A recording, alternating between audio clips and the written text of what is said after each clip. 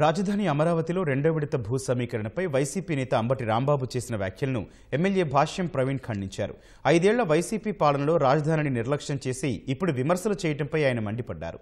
పల్నాడు జిల్లా అమరావతి మండలం పెదమద్దూరులో లబ్ధిదారులకు పింఛన్లు పంపిణీ చేశారు. అనంతరం 100 రోజులు 100 గ్రామాల కార్యక్రమాన్ని నిర్వహించారు. ప్రజా సమస్యలను అడిగి తెలుసుకున్నారు. వాటిని తక్షణమే పరిష్కరించాలని అధికారులను ఆదేశించారు. రాజధానికి సంబంధించి రెండో విడత పోలింగ్ గురించి అంబటి రాంబాబు గారు మాట్లాడుతూ, మొదటి పోలింగ్ లో తీసుకున్న రాజధాని భూములే డెవలప్మెంట్ ఇంకా చేయలేదు, ఇప్పుడు మళ్ళీ రెండో పోలింగ్ అంటున్నారని వ్యంగ్యంగా మాట్లాడడం జరిగింది. 3 రాజధానులని 3 ముక్కలాటాడి దాన్ని నిర్లక్ష్యం చేయడం జరిగింది. మీరు చేసిన నిర్లక్ష్యం వల్లే ఇవాళ రాజధానిలో పనులు వెనకబడ్డాయి, కుంటుపడ్డాయి అని ఈ సందర్భంగా నేను తెలియజేస్తున్నా. మిస్టర్ అంబటి రాంబాబు గారు, మా నియోజకవర్గానికి సంబంధించి పోలింగ్ విషయంలో మా ప్రజలు వెళ్ళి అడగటంతో రెండో దశ పోలింగ్ కోసం తీసుకోవడం జరిగింది.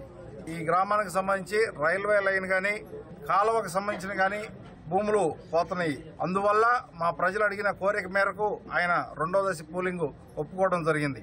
అంతేగాని ఆయన సొంతానికి కాదండి ఈ భూములు తీసుకుంటుంది. భూదాహం అనో పేపర్ హెడ్డింగ్లు పెట్టుకుంటే పాంప్లెట్ల రూపంలో ఉన్న మీ సాక్షి పేపర్లో హెడ్డింగ్లు రాసుకుంటే సరిపోదు. ప్రజలకు వాస్తవం తెలియజేసిన బాధ్యత పేపర్ మీద ఉంది.